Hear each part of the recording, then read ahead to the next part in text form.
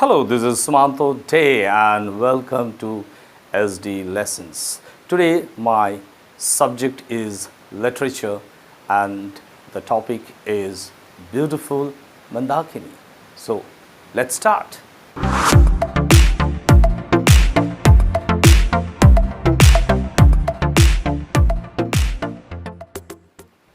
Beautiful Mandakini, written by Ruskin Bond, an Anglo-Indian, that is descent of British descent. He wrote this travelogue. We need to know a little bit of Ruskin Bond. He was born at Missouri in the year 1934, and you know he has written a lot of nature and Himalayas. He loves the place a lot. Beautiful Mandakini, the travelogue which I will tell you, is about his love for nature. He mentions about the confluence of Mandakini and Alaknanda. I have shown you here. This is Mandakini river and this is Alaknanda river. And this is the confluence, that's the rivers join at a place, a small place called Rudraprayag. And he is so overwhelmed at the majestic view of Mandakini. He says whether he fell at love at first sight, whether he loved the river or loved the valley, he was not sure. That is what he said. He mentions about Rudraprayag, this confluence, and he tells few facts about Rudraprayag. He says the place is decidedly hot in the month of June, but perhaps during winters it's pleasant. He also mentions that the place Rudraprayag shot into fame after a leopard, a man-eating leopard that ruled the place almost 7 years, from 1918 to 1925. 7 years the leopard killed almost 300 human beings and still had the contempt for human beings till at the end, 51-year-old Jim Corbett, famous Jim Corbett, killed the leopard. He mentioned about the leopard in his account in a novel, that's The Man-Eater Leopard of Rudraprayag. And he says perhaps the name Rudraprayag became famous because of the man-eater. He says the leopard was poisoned, it was trapped inside a cave. 2 English sportsmen from both ends of a suspension bridge shot at it innumerable times, but somehow the leopard escaped. Once it so happened that a sadhu, which the local people believed that at night it turns to an evil spirit. It was actually an evil spirit. In the daytime it looked like a sadhu, but at night it used to turn to be the leopard, that man-eater leopard. And the poor person was almost getting lynched by the local people. Had it not, the deputy commissioner of Garhwal protected him, took him into custody and kept it so long. Another person got killed and it was proved that the man was innocent.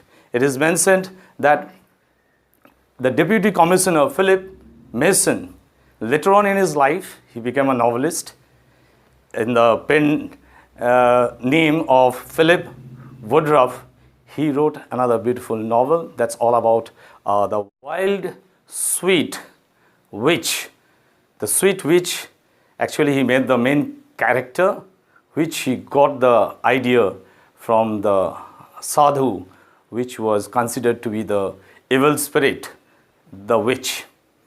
Now, coming back to the Mandakini, Ruskin Bond takes us along with him the river, and he gives a very vivid description of the place. Let's see. He mentions as he goes up, a small place comes, Agastya Muni, and all along the river there are human settlements here, all along the river, that Agastya Muni. He says that he feels the cool breeze coming down from the hills, from the upper reaches of the hills, snow-fed hills, that's from Kedarnath. And also he also gets the moist rain, misty breeze, feels the rain, that some rain might have taken place up, so he describes that. He says he crosses Agastya Muni and then comes to a small place, Chandarpuri. He loves the place. He says it's wide, the valley is wide, and the river is not soft and gentle. The river is fast current, and where the water tumbles down, it is frothy, it takes twists, it takes turns, it takes shortcut, wherever it gets the lower area, it goes down. He describes that. In contrast, he says, Alaknanda, it's a different type of valley. It's steep, it's like a narrow gorge. And he mentions about, at Alaknanda, he mentions about the rocks, the outcrops, the rocks jutting out from the steep cliffs, as if it will tumble down any moment onto your head. That's about Alaknanda. But the author, he likes Mandakini because here the valley is gentle and it gradually comes down towards the river. But the river is very fast. He likes the place. It's a beautiful, hilly terrain. He talks about that. Then as he goes up, he comes just before Gupta Kashi. He comes to a place where he finds an ancient temple surrounded by tall trees. He likes the temple, but he gets very surprised that he finds no one there. Two young lads, they yoke their bullocks, they tell that the temple remains unvisited because pilgrims don't come there, because no bus stops there. He understands that it is deserted because no bus stops there. That means wherever the bus goes, the pilgrims go, and wherever the pilgrims go, more pilgrims follow them. He mentions about the temple that it is surrounded by tall trees. He calls it magnolia. Perhaps he says that it's magnolia, but it doesn't look like exactly like magnolia because the trees were huge. But he recalls the scent most likely like magnolia. In Hindi, it is called champa. Local people, in local Hindi language, it is called champa. So he says most likely it was magnolia, but he says that doesn't matter. Let it remain in the mind. Let it be a mystery, a scented mystery. And as he reaches Gupta Kashi, he finds a coach, a loaded coach, comes there, and the pilgrims come out. They all head for a tea stall known for samosas. Everyone starts eating. He also goes there. That's here. He also goes there. And another bus coming from the other side of across the river, that's called Okhimat, that also comes there. They also head for tea and samosas. And he gets surprised, quite a unique name. He finds the name of the bus as Bhuk Hartal. He recounts, he thinks why it has been given Bhuk Hartal name. He asked one of the samosa eaters and he tells the story behind it. He says that there was no bus coming directly from Okhimat to this place, and they needed to board in any bus that's coming from Srinagar or Rishikesh, and usually it is to get all filled with pilgrims. So they needed to stand, and they never got seat. So they always pleaded the authorities, but it fell in deaf ears. Finally, what the local people did is they did Bhuk Hartal. And the samosa seller, he recounts that his business was almost stopped because there was no one to eat for 2 days and not a single person was eating. However, after the Bhuk Hartal, the authorities heard that, they got a bus, and named after that Bhukh Hartal. So that's about Gupta Kashi. Now at Gupta Kashi, the author Ruskin Bond, he wakes up early in the morning at 6 and he finds the hillside fresh with green grass and Chaukhamba dazzling at a height of 23,419 feet.